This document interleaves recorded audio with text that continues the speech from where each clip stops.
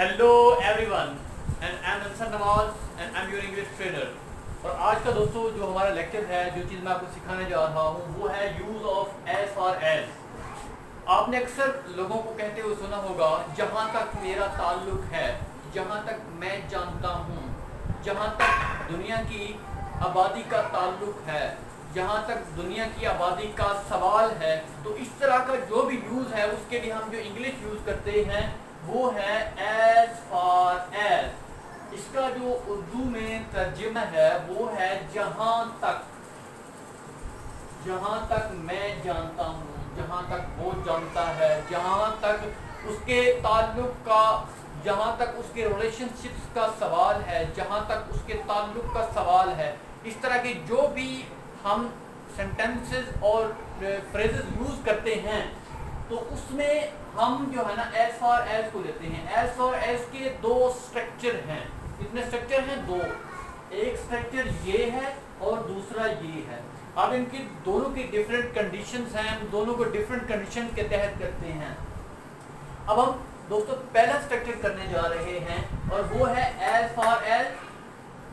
उसके बाद है सब्जेक्ट, नो, थिंक, रिमेंबर और उसके बाद सेंटेंस। अब देखो मैं आपको मिसाल देता हूँ। अब मैं कहता हूँ जहाँ तक मैं जानता हूँ, जो हमारा पहला स्ट्रक्चर है उसमें हम जो मोस्टली वर्ब यूज होते हैं वो नो है, थिंक है और रिमेंबर है, जो मोस्टली यूज होते हैं। बाकी भी यूज हो सकते हैं। अगर मैं कहता हूँ जहाँ तक मैं जानता हूँ, जहाँ तक इंग्लिश क्या है? As far as. As far as I know, as far as he knows. अब नोज मैंने क्यों लगाया? क्योंकि थर्ड पर्सन के साथ प्रेजेंट इंडेफिनिट टेंस में हम क्या लगाते हैं? एस या ईएस का इजाफा करते हैं। अब जहां तक तुम जानते हो, as far as you know. अब अगला है जहां तक मैं सोचता हूं, as far as I think. जहां तक आप सोचते हैं, as far as you think, as far as he thinks, as far as she thinks. और एज जहां तक आपको याद है, as far as you remember. जहां तक आपको याद है तो मैंने आपसे मुलाकात का वक्त मांगा था। ये ऐसी चीजें हैं। उसके बाद आपने जो मैंने अगली चीज बताई वो है सेंटेंस। जहां तक मैं जानता हूं अहमद मेरा दोस्त है। अब अहमद मेरा दोस्त है एक सेंटेंस है। As far as I know Ahmad is my friend. जहां तक मुझे मैं सोचता हूं, जहां तक मैं सोचता हूं वो एक अच्छा लड़का है। जहां तक मुझे लगता है वो एक ज़हीन तालिब इल्म है। As far as I know he is a good boy. As far as I remember, जहां तक मैं जानता हूं वो मेरा दोस्त है। He is my friend. हमने आगे सेंटेंस लिखा। दोस्तों ये था हमारा पहला स्ट्रक्चर। तो दोस्तों चलते हैं इसलिए एक ऐसी एग्जांपल जो है ना हम डिस्कस करते हैं, जहां तक मैं जानता हूं। अब हम इसके पहले हिस्से का जो ट्रांसलेशन है वो हम पहले करेंगे और दूसरे हिस्से का हम बाद में करेंगे। अब क्योंकि हमें यहाँ तक हमें इस सेंटेंस में जो है ना पता चला है कि हम इसको पहले स्ट्रक्चर के थ्रू कर सकते हैं।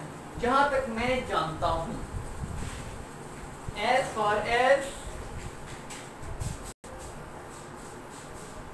आई नो अहमद एक अच्छा लड़का है। Ahmad is a good boy. अब इसका ऐसे भी कह सकते हैं जहां तक वो जानता है। As far as he knows, यहाँ पे क्या लगाएंगे हम? नोज लगाएंगे। As far as she knows, he she it के साथ हम क्या लगाते हैं? एस सी एस का हम इजाफा करते हैं। अब हमने सेंटेंस का देखो, हमने सबसे पहले एज फार एज लिखा, फिर हमने क्या लिखा? सब्जेक्ट लिखा, he she it and so on. उसके बाद हमने नो, थिंक, रिमेंबर, इनमें से कोई भी हम देख सकते हैं। जहां तक मुझे याद है, जहां तक मैं जानता हूं, जहां तक मैं सोचता हूं।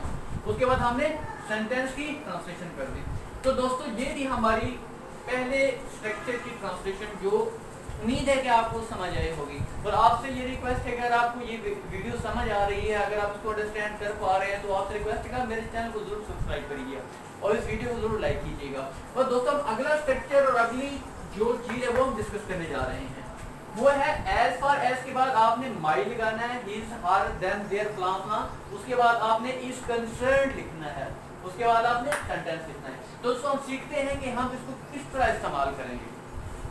अब जहां तक मेरी तालीम का सवाल है, अब as far as my education is concern, जहां तक मेरे दोस्तों का सवाल है, as far as my friends are concern. अब देखो हमने जहां पर माई फ्रेंड्स लिखा तो मैं उसके लिहाज से हम आर लिखेंगे। अब जहां तक मेरा सवाल है, as far as I am concern, अब देखो आई के साथ मैंने एम यूज किया है। उसके बाद जहां तक मेरा ताल्लुक है, जहां तक मेरी क्वालिफिकेशन का ताल्लुक है, जहां तक मेरी एजुकेशन का ताल्लुक है, मैं एक इंजीनियर हूं। As far as my qualification is concerned, I am an engineer. जहां तक मेरी एजुकेशन का सवाल है, जहां तक मेरी क्वालिफिकेशन का सवाल है, मैं एक डॉक्टर हूं। As far as my education is concerned, I am a doctor. अब देखो इस तरह के जो भी क्वेश्चन होंगे आपने किस तरह सॉल्व करने हैं, थ्रू योर सेकंड स्ट्रक्चर। अब हम दोस्तों हम इसका सेकंड स्ट्रक्चर जो है इसकी एग्जांपल आपके साथ डिस्कस करते हैं। जहां तक मेरी तालीम का सवाल है, सवाल का मतलब है ताल्लुक है, जहां तक एज फार एज, अब देखो जहां तक का तर्जुमा किया है एज फार एज मेरी एजुकेशन, अब देखो मेरी my education is concerned,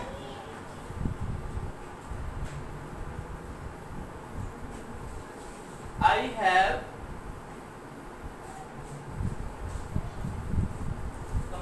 completed my graduation.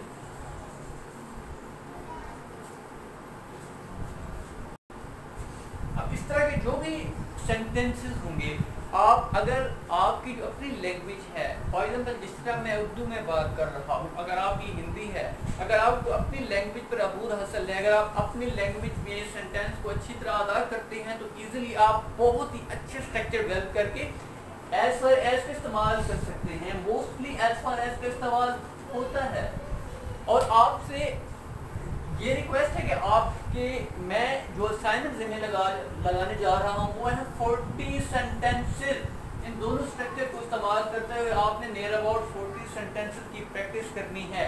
अगर आप प्रैक्टिस नहीं करेंगे तो फिर आपको ये स्ट्रक्चर भूल सकता है। Practice makes a man perfect, मैं हमेशा अपने लेक्चर्स के अंदर कहा करता हूँ, क्योंकि मेहनती होना ही मेहनती होना एक कामयाब इंसान की बहुत अच्छी निशानी है, बहुत ही बेहतरीन किस्म की निशानी है। इंटेलिजेंट होना किसी अच्छे इंसान की या एक कामयाब इंसान की निशानी नहीं है, क्योंकि 90% जो कामयाब लोग हैं वो मेहनती हैं, और जो इंटेलिजेंट लोग हैं वो तकरीबन 5% लोग हैं जो कामयाब होते हैं। तो एंड दी आपसे रिक्वेस्ट है अगर आपको मेरी ये वीडियो पसंद आई हो तो आप इसको लाइक कीजिए, उस दोस्तों के साथ शेयर कीजिए और मेरे चैनल को सब्सक्राइब कीजिए। Thank you.